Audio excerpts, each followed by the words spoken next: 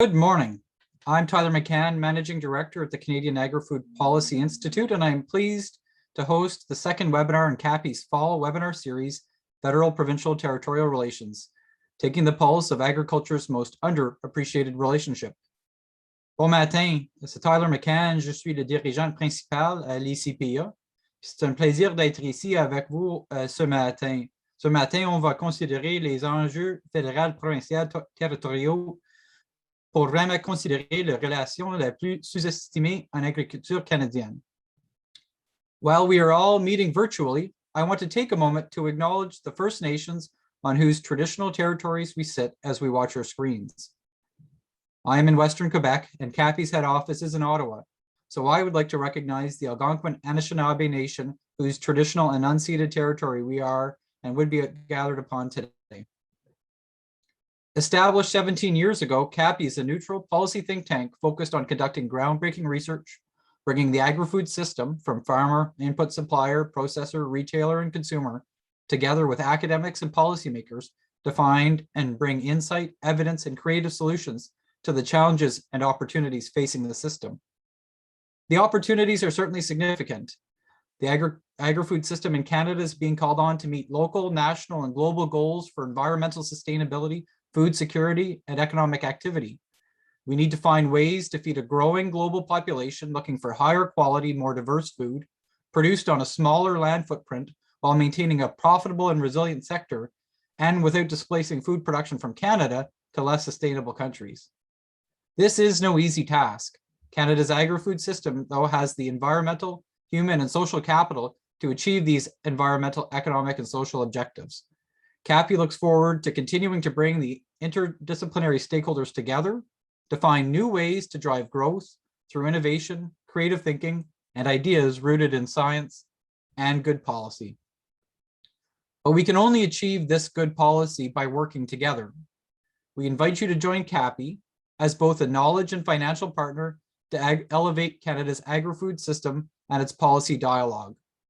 Through your partnership with CAPI, we can continue to be the institution where Canada's agri-food system comes together to create bold, innovative, strategic policy thinking, an institution that produces groundbreaking content, critical connections, and bold communications, which are actionable, consumable, and timely.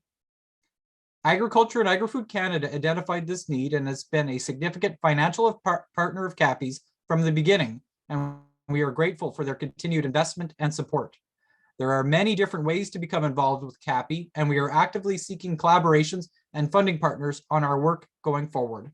Please reach out to myself or Bree Jones, Director of Fund Development, to explore the different opportunities and join CAPI's mailing list to ensure that you stay up to date on future CAPI webinars and research throughout the year. We look forward to connecting with you. Now, today's discussion about the FPT relationship is an essential component of how Canada's agri-food system needs to come together. Earlier this year, CAPI released a perspective report written by Douglas Headley on the FPT relationship and where it is going. The webinar picks up on that perspective report, and we look forward to continuing the important policy dialogue on FPT relations throughout the fall and into 2022. I now have the pleasure of introducing our moderator for today's webinar, Kelsey Johnson. A political junkie at heart, Kelsey is a graduate of Carleton University School of Journalism. Over the course of her journalism career, Kelsey's award-winning work has appeared in a number of publications, including iPolitics, The Western Producer, The Toronto Star, and at Reuters. While she is interested in a variety of portfolios, Kelsey credits her Western roots for sparking her interest in all things related to the Canadian agriculture industry. Kelsey is currently pursuing her master's in public policy and administration at Carleton University full-time and is the author of iPolitics, The Sprout, a daily newsletter about agriculture. In her spare time, she enjoys hiking, cycling, canoeing, skiing, and experimenting with new recipes in her kitchen. Kelsey, thanks for joining us. Over to you. Thanks, Tyler, very much for the introduction. I'm very pleased to moderate today's discussion, and we have an impressive lineup of experts. Today's panel will start with a short presentation by Dr. Douglas Headley, who's the author of the recent CAPI report Tyler was mentioning, called Understanding Our Past and Present, Designing Our Future, Federal, Provincial, Territorial Policymaking in Canadian Agriculture. Dr. Headley will provide some necessary context and insights on the history of FPT relations and how we got to where we are today. Following Dr. Headley's short presentation, I will then introduce each panelist individually so you can all remember who's who, and then ask them a question based on their expertise and experience with the FPT process. We will then move to questions for the group and questions from the audience. You're encouraged to write your questions using the Q&A function at the bottom of your screen. I now have the pleasure of introducing our first panelist for this morning's webinar, Dr. Douglas Headley. So Dr. Headley is a private consultant following many years in the Canadian Public Service in Agriculture and Agri-Food Canada. He's also lived and worked in several countries around the world, including the United States, South America, Africa, and Southeast Asia with CGIAR's ITA, the Rockefeller Foundation, and Winrock International. I'm a little jealous. You've been to so many cool countries. He played a central role in agriculture and agri-food Canada through the development of farm income stabilization and risk management programs over many years. As well, he worked closely with provinces and industry groups to develop the first agricultural policy framework in 2003. His most recent positions within the Canadian government were Assistant Deputy Minister of Farm Financial Programs, Agriculture and Agri-Food Canada, Acting Assistant Deputy Minister Policy Branch at Agriculture and Agri-Food Canada, and Senior Executive Director Policy Branch at Agriculture and Agri-Food Canada.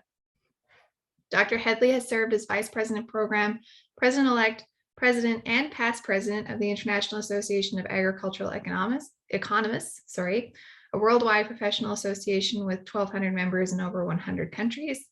He was also the founding editor of Agricultural Economics, the Journal of International Association of Agricultural Economists.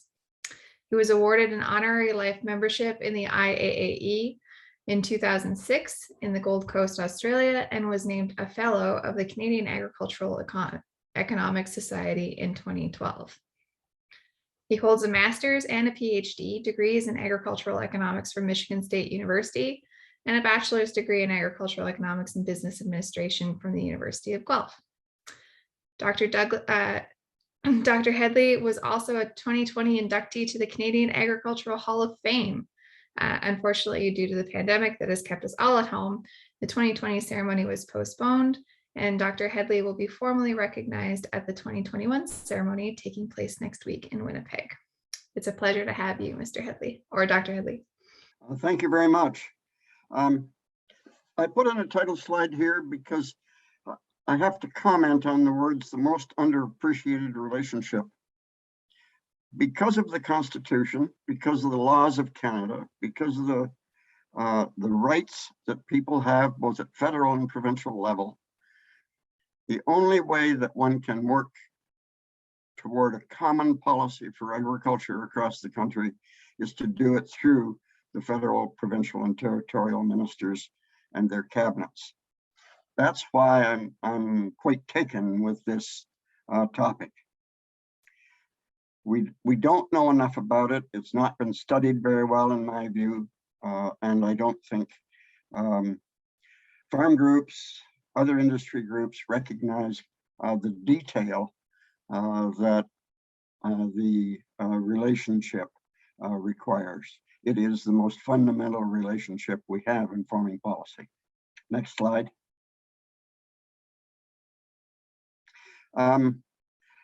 We've had a lot of changes in the last 20 years. You can read those there. I'm only going to comment on one or two of them that are in bold.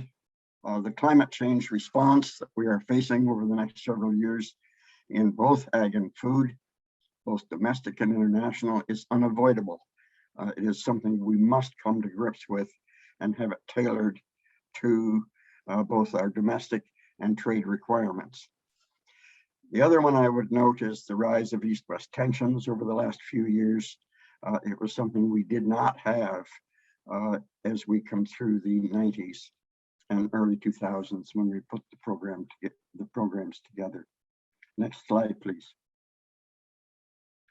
I want to compare it to 10 to 20 or 25 years ago. Certainly, we had a stronger commitment in further trade liberalization than we have today on a worldwide basis. We had a strong commitment from the federal government to treat farmers across Canada equitably, which we were not doing for many, many years. It goes all the way back to the 1920s and 30s. What it allowed us to do is that have a much broader scope for wider program issues, and I stress program issues much more so than policy issues. It was not just BRM. Once you settle your BRM the way it was in those days, then you could ask the questions about, do we need money for research, innovation, further industry development? That was a major breakthrough in 2003. Next slide, please.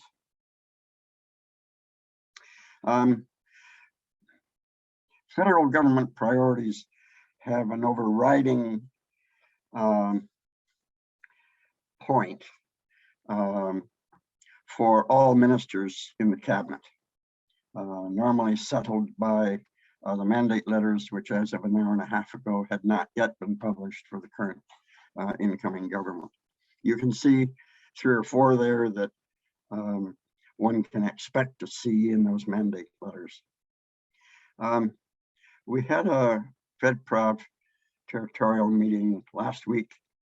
There are 6 topics that I pulled out that I saw are covered in those meetings. However, what I did not see is an integrated framework for responses to sudden changes, domestic and trade. And I would point out that ad hoc programming is not a framework for policy. The issue here is that if you have 2 or 3 years of difficulty for farmers generally or individuals, the PRM programs tend to weaken quite substantially. So the real question here is, you don't just throw money at the problem. You have to figure out whether it's signaling that agriculture has to make major adjustments, either through the market or in policy, or whether it can be papered over with short-term assistance. But remember, an ad hoc program that runs 2 to 3 years becomes built into both markets and investment. It's no longer ad hoc at that point. Next slide, please. I think there's a real question here: is ag and food policy a political orphan? Except for BRM, most issues in agri-food intersect or are led by other ministers. When you look at it from the public point of view,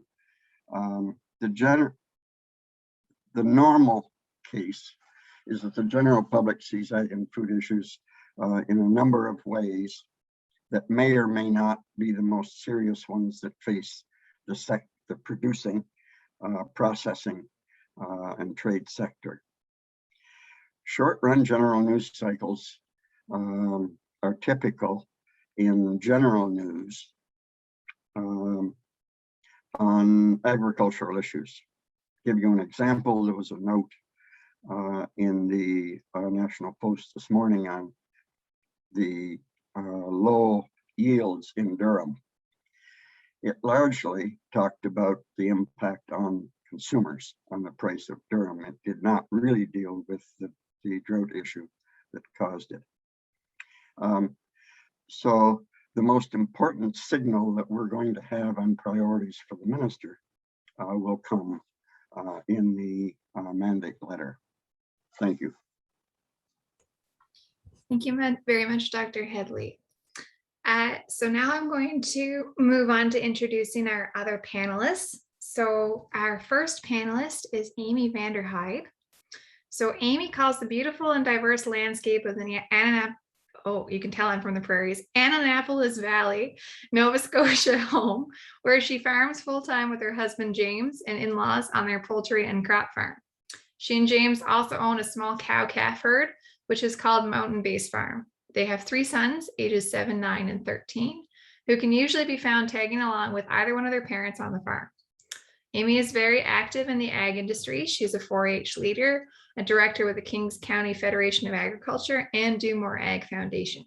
She's also the current president of Chicken Producers Association of Nova Scotia, Outside of agriculture, she serves on the board for the NSCC King's Tech Campus Daycare and After School Program, and is the current chair of the School Advisory Council for her children's school. So welcome, Amy. So I guess my understanding is that you have presented at a couple of FPT meetings now. You presented in 2019 and also in 2020. So I was just wondering if you could give us an opportunity to kind of hear what that experience was like. Did you find that the ministers were engaged? Was the conversation, balanced? Was there a kind of a constructive dialogue? How did it go for those of us who have never been in the room? Sure. So I was there in 2019 and then there last week. So some definite changes, as with the whole world, were definitely noticed.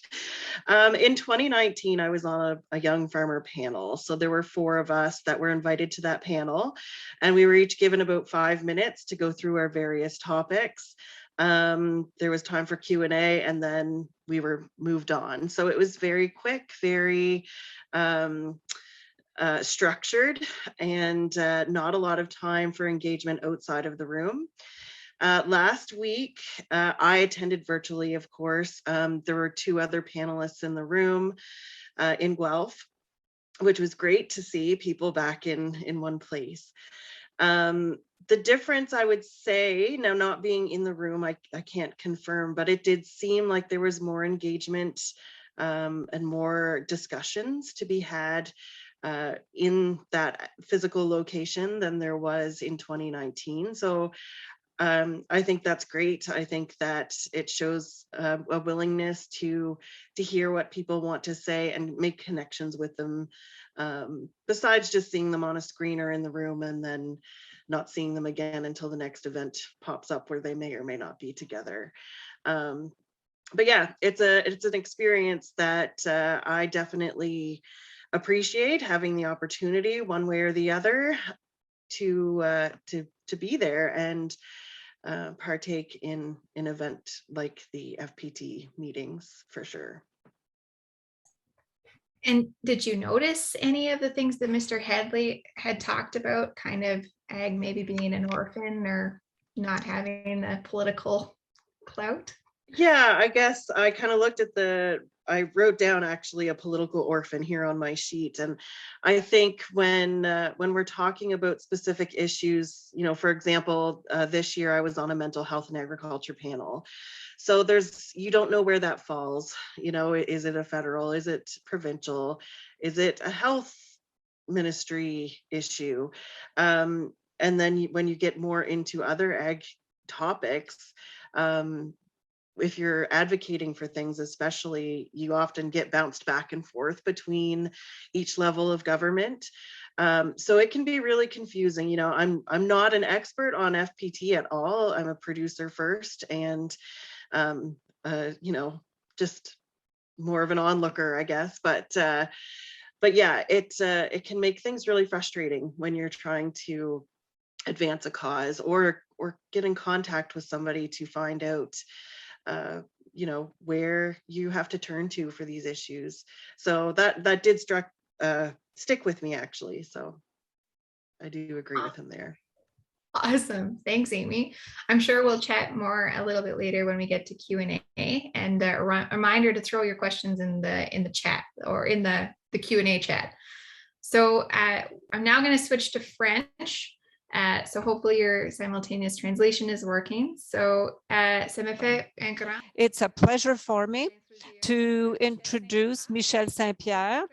After being associated with the creation and development of SOQUIA for 10 years, Mr. Saint-Pierre was named CEO of the Régie des Assurances Agricoles at the beginning of 1986.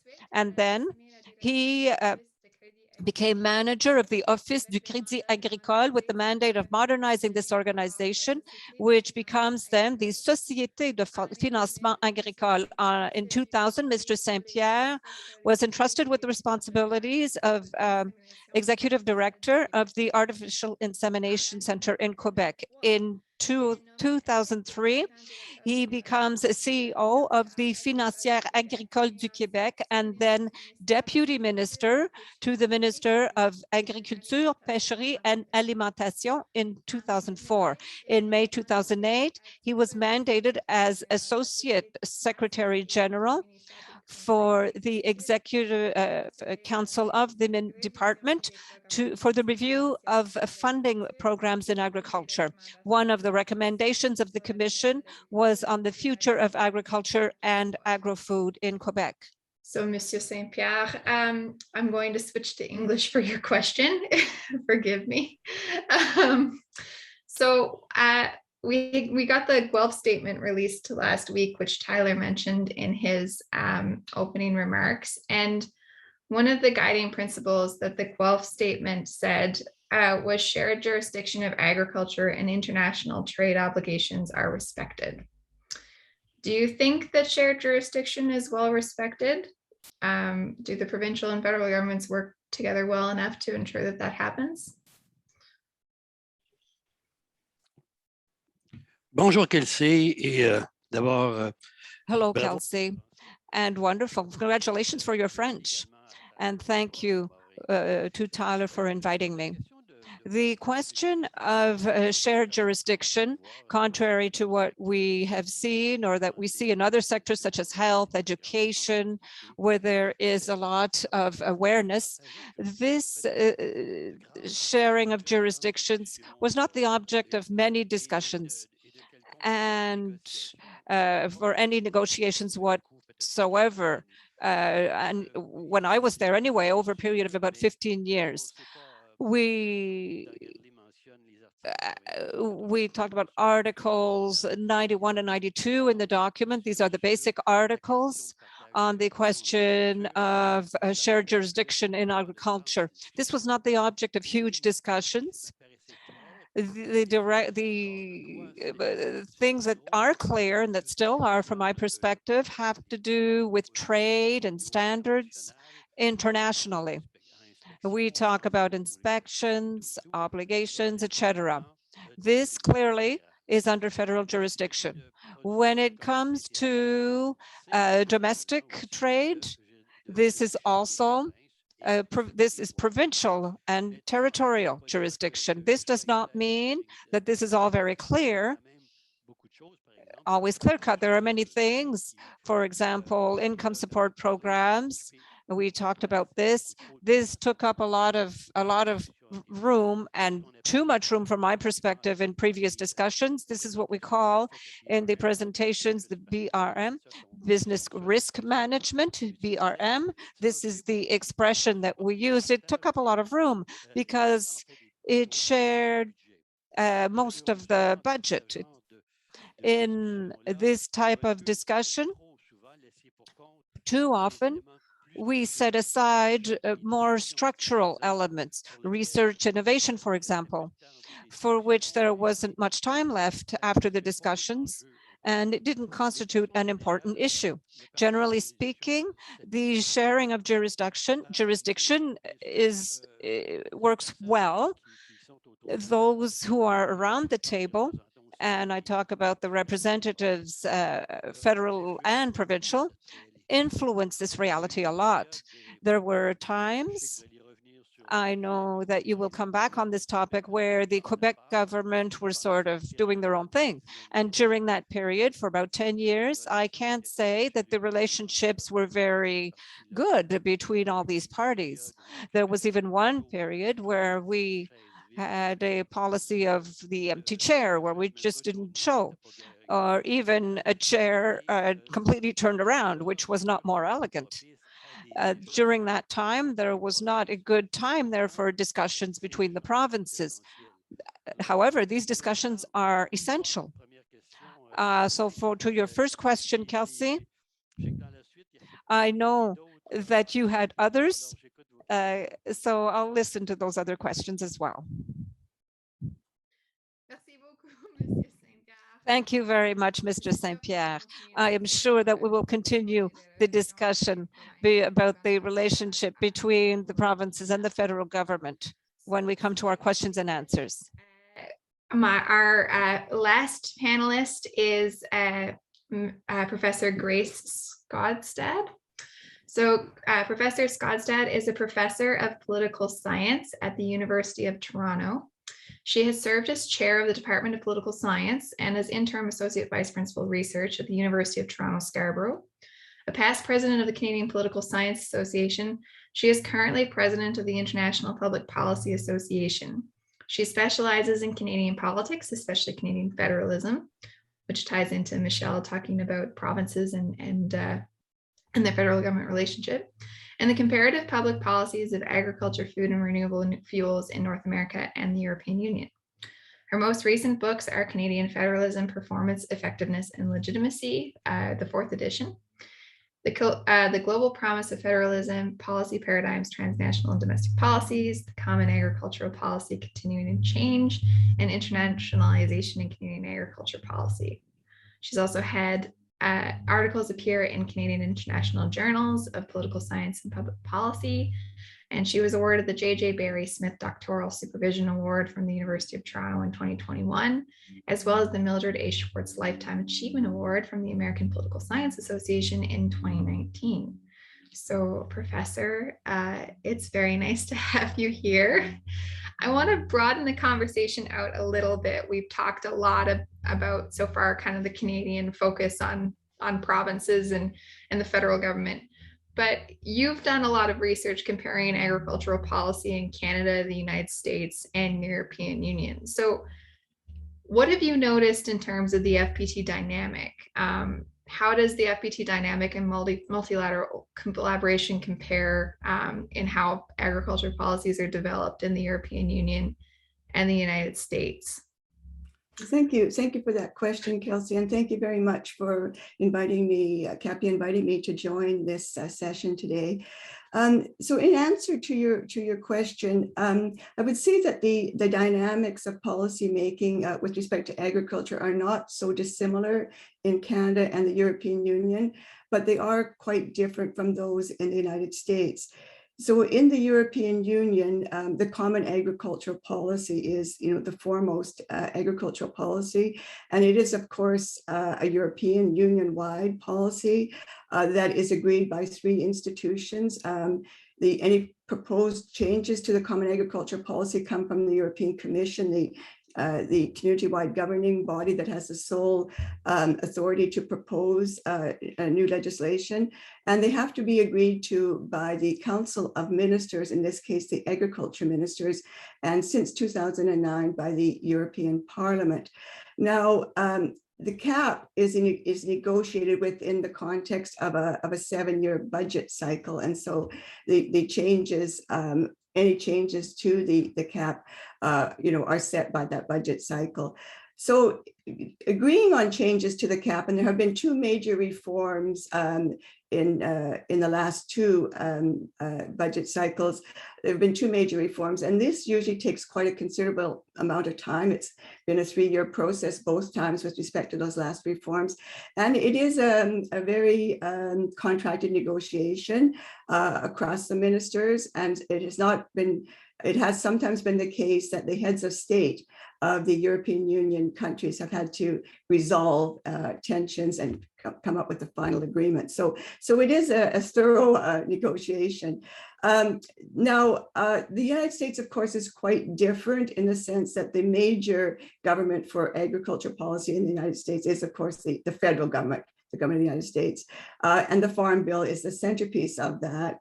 And the Farm Bill, of course, is negotiated within Congress between the 2 houses. And so there will be, the Farm Bill essentially in the past has been a matter of agreement across the Republican and Democratic parties.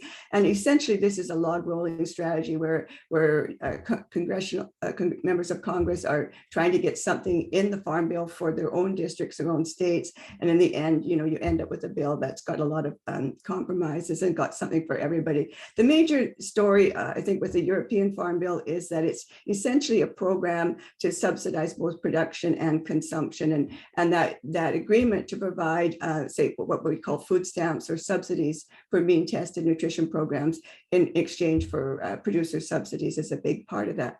So I think I would just go back to what Michel just said, that, you know, we are a federation. The European Union is like a federation with multiple levels of government. And in those contexts, those particular contexts where you have disparities in the nature of agriculture across provinces or states, this is always going to be a matter of kind of intense negotiations. There's going to have to be trade-offs. There are going to have to be, you know, compromises. And so I don't think that we are any more antagonistic in agriculture policy formation than I would say the European Union is, although I do think that the European Union has made much better progress than Canada has in terms of redirecting farm support, redirecting agricultural support away from farm income support to support environmental goods and services.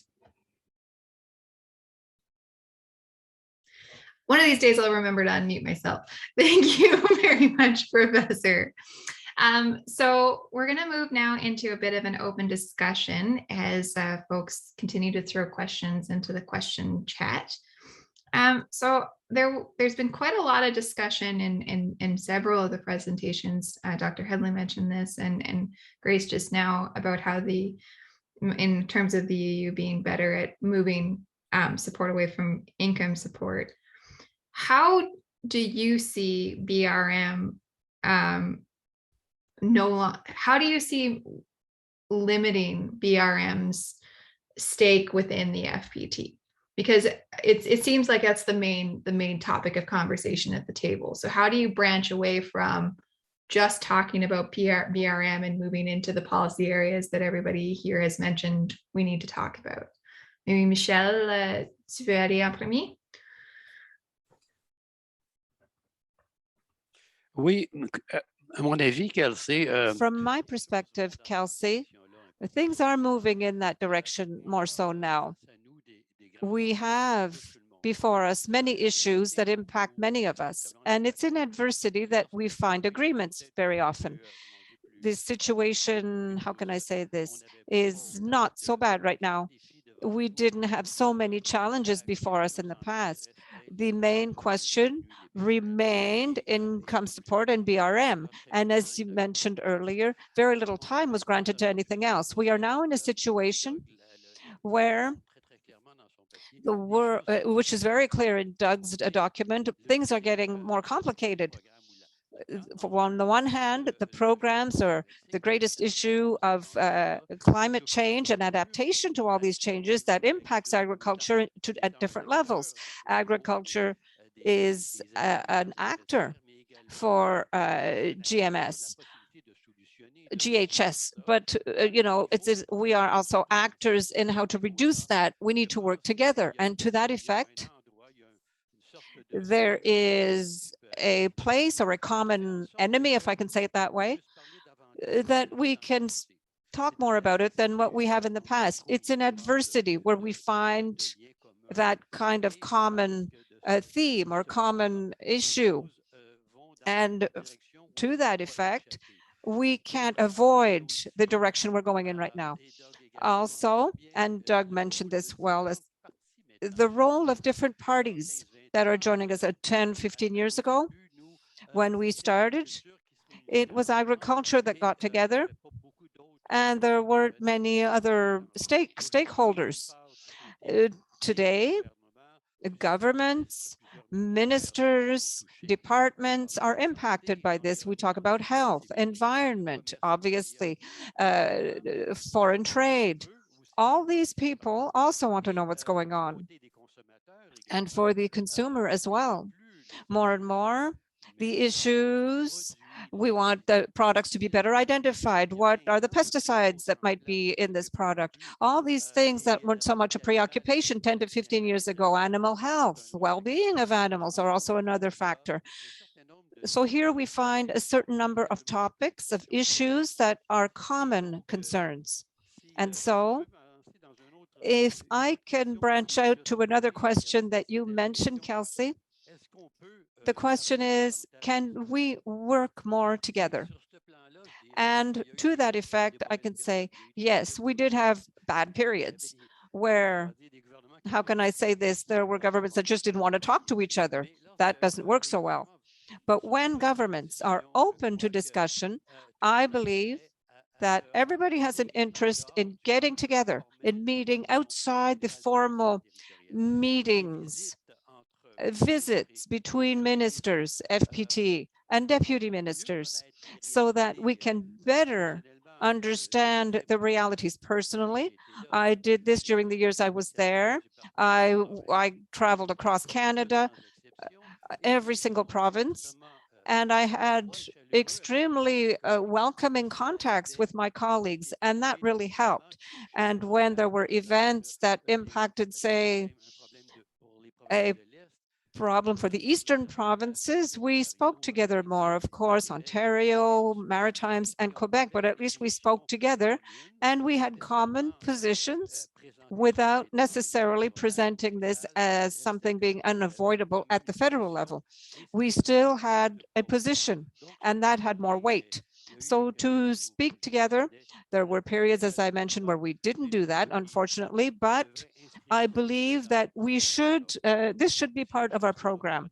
If there is a recommendation that I will allow myself to make here for this webinar. So I'll stop here. I could continue on and on, but I don't want to take up the whole room here. Dr. Hedley, did you want to respond to this point? I'd like to respond to both what Michel said and what Grace said.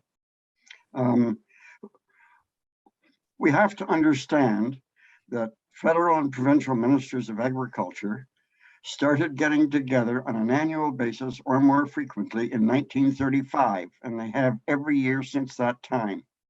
And that is the only federal provincial ministers that meet regularly. So the issues of the 1930s drove home the fact that we had to use federal provincial relations to set agricultural policy in Canada. You can't get around it. The second is there were disputes about responsibility in the 90s, late 80s and early 90s, throughout the 90s, on what was federal and what was provincial. Some provinces, for example, claim that all the problems in agriculture were caused by trade agreements. Trade is under the federal government, therefore the federal government should do all the funding. We got over those. There were 3 or 4 major issues like that. They were settled by and large at the Whitehorse Agreement in 2000 and put into practice in 2003. One of the things that we have to understand is that anything that happens inside the farm gate is covered under Section 95, which is a shared jurisdiction. Once you go beyond the farm gate, it is covered under Sections 91 and 92, which are the federal and provincial powers. Hence, commerce, for example, under the provincial governments, is the authority to run a crop insurance program. The feds joined the program only because of their superior fiscal policy, fiscal capability, and have said, we'll fund it if you live to certain rules all the way across Canada. That's how we got crop insurance put together. The other thing that happened in BRM when we set it up in the early 2000s is we shifted everything to a demand-driven system. Prior to that, we spent hours dividing money up out of the federal pot into which province it would go. And there were a number of formulas used in the 1990s. But the moment you move to demand-driven, then that determines the shares of the federal money going to those provinces. If they don't participate in the programs, the joint programs, then the amount they get from the feds is less, or that the farmers get less.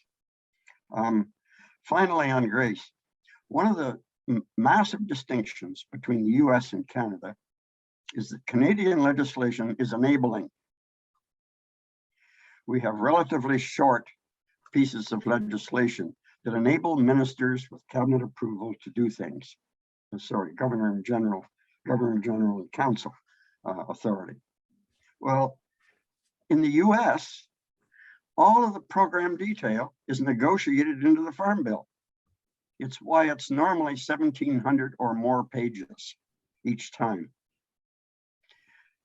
By that, we have a lot more flexibility, and it allows federal-provincial relations to work more easily than if the federal government had these massive pieces of legislation that prescribed all the details of the program.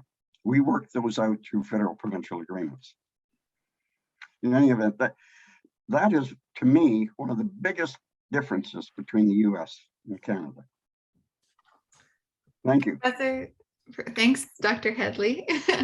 Professor Skogstad, you had your hand up, so I'll go to you next. Right. Okay. Thank you. So I do think that that it's sort of periods of adversity, or I would call them external threats, that do give a stimulus to federal and provincial and territorial ministers to work together. We can see this with the wave of reforms that were set in place in the run-up to the free trade agreement with the US and the run-up to the Uruguay round that resulted in the agreement on agriculture in 1995. Is nothing quite like an external kind of pressure on Canada to force a common position. But if there is a formula, I think, to success in federal-provincial relations in agriculture, I think it's that ability to find agreement around sort of like common positions on a number of themes. But the other crucial part of this is not just that the federal government is going to be sharing the costs of any programs, but it's also that there be sufficient flexibility for provinces to tailor programs to their own distinctive needs. And I know that Quebec was a very strong proponent of this. I know that Alberta was as well. But if it's a shared jurisdiction within a federal system, the whole essence of a federal system is to give enough scope to the provinces to be able to respond to the distinctive needs of their own, agricultural economies in this case. So I think that is that kind of the cost sharing and the flexibility and the common kind of agreement on kind of common standards is the formula here. But the worry, I think, always is that too much flexibility to provinces to be able to kind of tailor programs to their own needs can result in sort of de facto non-tariff trade barriers across the country. You end up with provinces in producers in one province, for example, being treated more favorably or differently than those in another. So it's a kind of, I think, a fine art to find that compromise between national policies while allowing sufficient scope and flexibility for provinces to do the things that really sort of matter most to their own provincial agricultural sectors. I want to get Amy into this conversation and get the kind of the producer's perspective. Amy, you've worked for a number of different ag groups, and I'm sure you've lobbied at both the federal and provincial level. Do you find that this shared jurisdiction is, when you're dealing with such complicated issues as ag is facing today, do you find that makes things more challenging on the producer front to get the programs that work for your needs? Yeah, I think like going back to that, knowing where things fall into place and kind of getting the bump around, like depending on the issue and of course where you are in Canada, you can get two different answers from each level or get passed around a lot. So I think that that finding the right information or getting through the red tape to get from one level to the other can be a challenge for producers to navigate and to figure out without, leaning on too many people to get things done for them, for example. But yeah, it's as a producer, it's a daunting task to think about trying to figure out the BRM programs and work within whatever level government it falls into, especially when you do get the runaround from time to time. So keeping an eye on the clock, we've got quite a few questions that have come in from the audience, and we've got about 15 minutes left. So one question that's come in that I think is quite timely actually and ties into the Guelph statement as well is climate change. So the COP26 conference, has just wrapped up here in Glasgow. Agriculture was largely missing. Same week, Guelph Statement comes out. Climate change is the front and center focus of the Guelph Statement.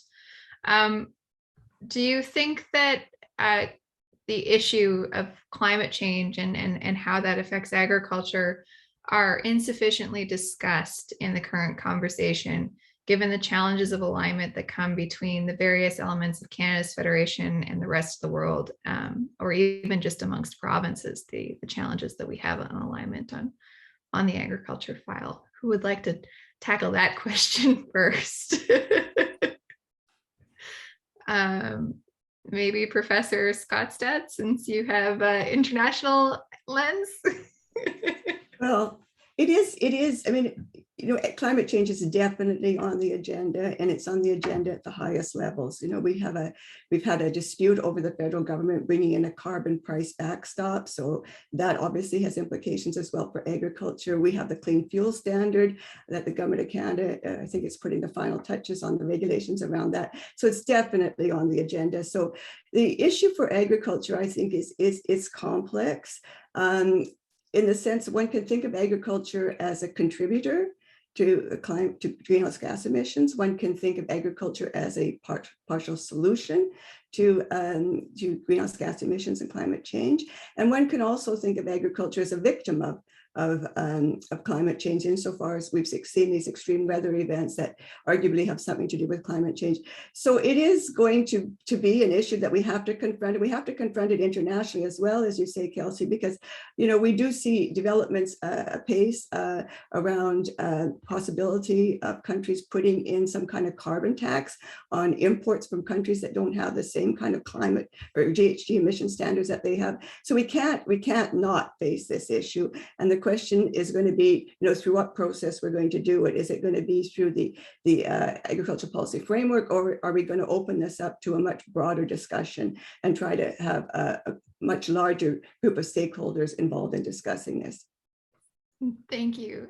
Michel, it's super, if you keep it a little short, that'd be great, so I can roll through a few more questions. Oui. Grace, mais je pense Grace positioned the agricultural question very well. I wanted to say that the role or the absence, or almost, in the Glasgow debate or the previous COPs as well, is maybe the fact that agriculture wanted to hide a bit. Agriculture wanted to hide because it considered itself a contributor to the GHSs, and that was not well, you know, it wasn't well received that we talk about this. But what we need to look at is agriculture being a solution. So we're a bit late around the table here with the COPs. And eventually, I think that the place provided for agriculture will be even greater for COP27. We need to realize one thing. We can also be, as a producer, we can be on one side or the other. And capture of these gases can be very important. There are adaptations that need to be made with production, but we need to open the debate.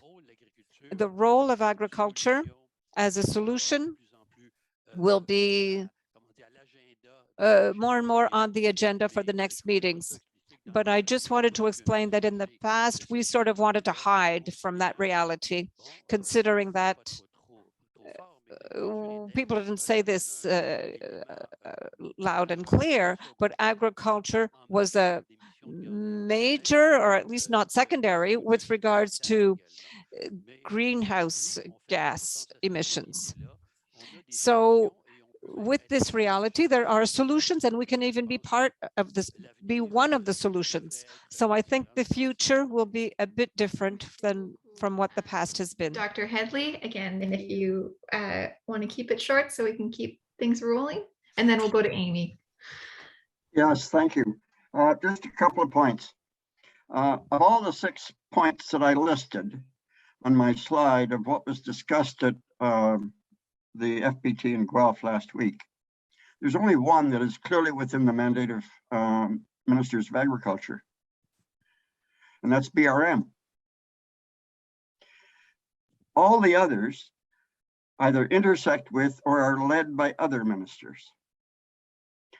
And if it is part of the Prime Minister's agenda, then it will be driven from PCO and Prime Minister's office. So how does a Minister of Agriculture take the lead in designing climate change solutions for agriculture when it is, one, under the Minister of the Environment, and number two, led by Privy Council office and Prime Minister's office? This to me is the kind of problem that we're now facing. If you look at the mandate letters in the past, it's been renew the BRM programs and help other ministers. That was the gist of them. And that's why this mandate letter that's coming out is critically important in whether or not the Federal Minister of Agriculture and her counterparts across Canada, in fact, can lead on how we deal with climate change in agriculture. Amy, thank you, Dr. Headley.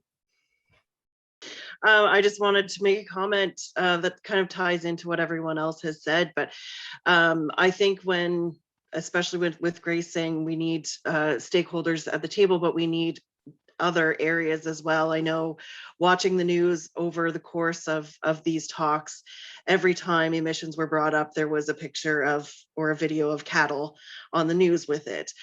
Yet largely agriculture was not talking about it at those talks. So there's a huge, aside from just the other ministries that are involved in it, there's also a huge public trust aspect that has to go into it as well. And it kind of goes back to what Michel was saying about BRMs and knowing what goes into agriculture and what comes out of agriculture. It needs to tell the broader story so that some of the assumptions, I guess, that are made sometimes just automatically don't fall into our laps. Thank you.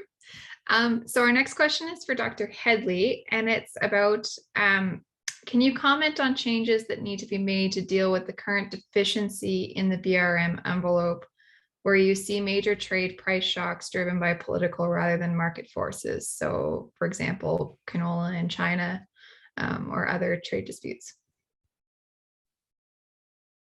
Thanks very much, Kelsey. This is what I was referring to earlier when I went through my slides. When we have these sorts of events like canola and pork with China, we have to decide whether or not these are long-term issues for which Canadian agriculture must adjust, and hence you have to design the kind of adjustment programs that will take care of that. If it is a one-off event that is not to be repeated, then you can assist farmers directly. But you need the background ongoing programs, such as agri-stability, that can take care of both the regional and the idiosyncratic changes that happen on farms. And it doesn't matter whether you set it at a 70% target level or an 85% target level, it's going to serve that role. If you need more, then the first thing you have to do is figure out whether it's an adjustment problem, is it a long-term problem, or is it a very short-term problem? And you deal with those fundamentally differently in government. If you just throw money at it, it's not going to go away. And it's not going to help farmers in the long run.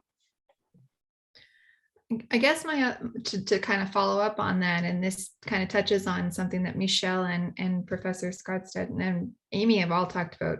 With the issues getting so complicated in agriculture, should the CAP or the agriculture policy framework, should it be 5 years long, or is it worth looking at shortening the timeline to say 3 years in order to be more responsive given how fast things are changing? Michel? Well, Doug l'a bien mentionné. Doug mentioned this quite well at the end of his document. 5 years is quite long when we talk about adjustment and reaction mechanisms for realities that change so quickly. Of course, there can be a certain number of things that can be a main direction, main guidelines over a longer period of time. But when we must react, as he mentioned himself, for example, to market trends and where politics is very much involved in trade, we cannot really just set in stone some type of policy and say this is good for 5 years. The Russians tried this with theirs, and it was a total disaster. And so we can't write this. And even for the United States, the Farm Bill isn't such a success either with regards to its capacity to meet those challenges. The United States had the advantage of their economic power to manage that, but generally speaking, it's not 5 years, it's longer and longer within the context of the quick changes taking place. And if we introduce factors such as climate adaptation, we don't even know really how we'll be able to manage those situations in 5 years. So let's leave a door open for negotiations that are more punctual during that period. Of course, general principles would have a certain sustainability over time. Professor Scottsdad, and then if I can squeak in one more question, that's my goal. I think Professor Scottsdad had seen your hand go up. I would just say that there's probably a halfway position between sort of like a sunset clause on an existing agreement of 5 years and building in a review mechanism so that you could say, okay, this will continue. We're going to review this program, if not sort of annually, that's sort of the 2.5 year mark or something, right? And that way, people could have a chance to kind of open up the discussion, but the agreement itself wouldn't necessarily come to a halt. Okay, awesome. So my last question is to all of you, and I think ties very nicely into the conversation we just had, which is, again, given the challenges that are facing the sector and how complex and big the issues are, does the FPT have the capacity to deal with these issues as it stands right now, or is there an opportunity, given the world is shut down and we're in the global pandemic and there's a lot of rethinking of how things are done and operated to adjust the way agriculture is dealt with going forward? If that makes any sense. I'm seeing some confused faces. Basically, my question is, does the current process work, or does it need to be adjusted or overhauled completely in order to deal with the big challenges that the sector is facing now? Amy, do you want to launch it, kick us off? I can attempt to. Sorry. I know that being in the FPT meeting for the few minutes that I was in there, I heard the word collaboration over and over and over again. And I think that when you look at things like this, that is the key. And there are some things that ag wants to keep in ag, but there are so many things that we need to be able to reach out to other areas and to help lead the process, or not necessarily lead the process, but help to push the process through. That it's just key to so many things where we are in the world right now, as you mentioned. And maybe it won't always be that way, or maybe it's for the better that we reach out some more. But I think that hearing that collaboration message over and over again really kind of set the tone that, Canada is in this all together, no matter what industry we're in. So how do we push through it and focus on the things such as our supply chain and our food security and things like that have really shone, have had a light shine on them throughout the pandemic. So how do we work together, and what can we work together on to make the process better? Thanks, Amy. Anybody else want to jump in? Is FPT the place to deal with these issues? I mean, from my point of view, I think Michel is really pointed to the strength of the FPT mechanism, which is that officials and ministers have been able to build up trust ties. They've been able to figure out how to compromise and work together. But I don't think that that is exclusive, or that would necessarily go by the wayside if we opened up the process more. I mean, my understanding, and by no means am I an expert on climate change, but my understanding is that governments are going to have to put money into helping farmers adapt to climate change. And I think that that's going to require, it's going to require not just spending, but the Canadian public has to buy into this. People have to believe that agriculture is the solution here, that it's not just, as sort of Amy pointed out, the problem. So I would be certainly open, I would welcome a much more pluralistic policy process, something maybe like an outlet conference or some of those old fashioned things that Agriculture Canada used to do in the old days. But I do think that this requires a much broader societal dialogue than just ministers and officials in agriculture talking to one another. Of course, farm groups are, they have more or less the ear of governments, but still there are a whole lot of other stakeholders in agriculture besides producers and processors. Thank you. Michel?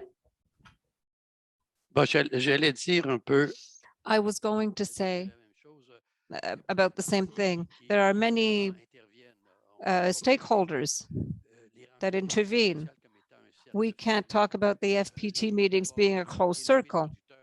The producers do a lot of lobbying.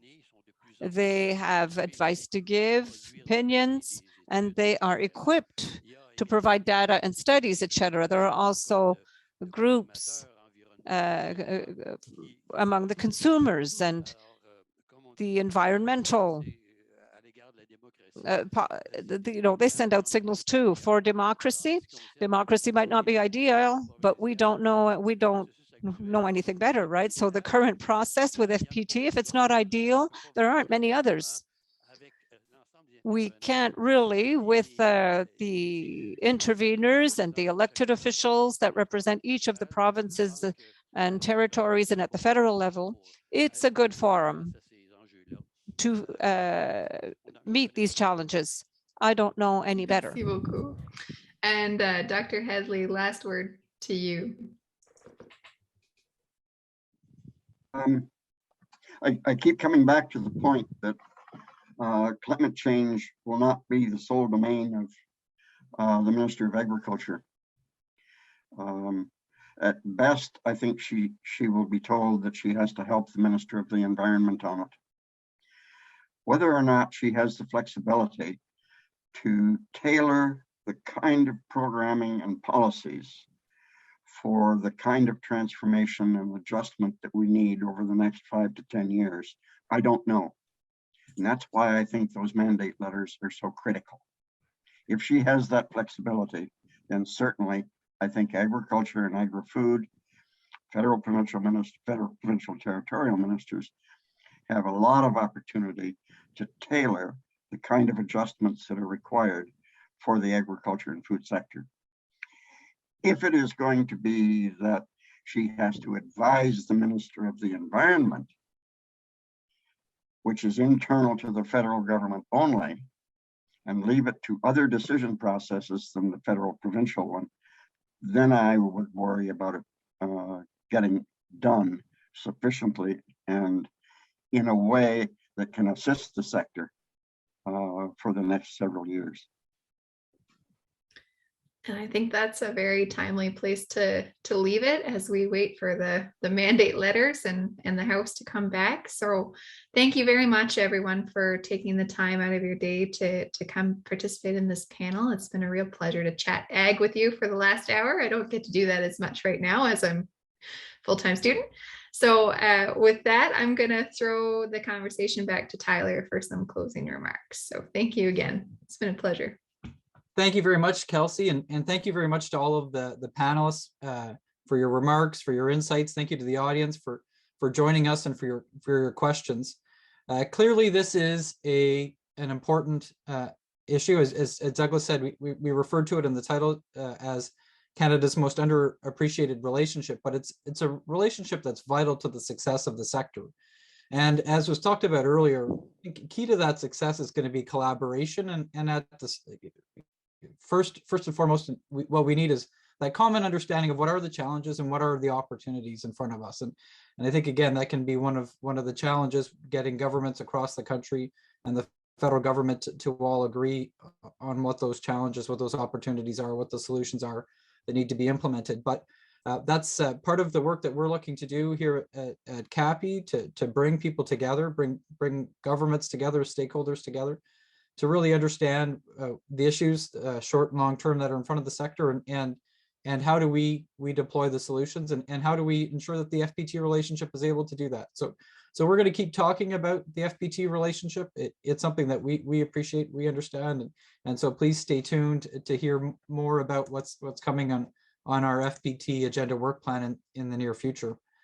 Again, thank you very much, everyone, for joining us. All attendees will receive a link to the recording of today's webinar. It will be up on our YouTube channel in the near future. We'll share it on social media as well. Please share it with friends and colleagues that weren't able to join us today. And please also join the CAPI mailing list so you can stay up to date on other events and research that we're doing throughout the year. And our next webinar in December will take the opportunity to look back at 2021, look back at the the year that was in ag policy. And I think, again, that'll be another good, lively discussion. It certainly has been a lot that's changed this past year. Thank you very much, everyone, and have a great day.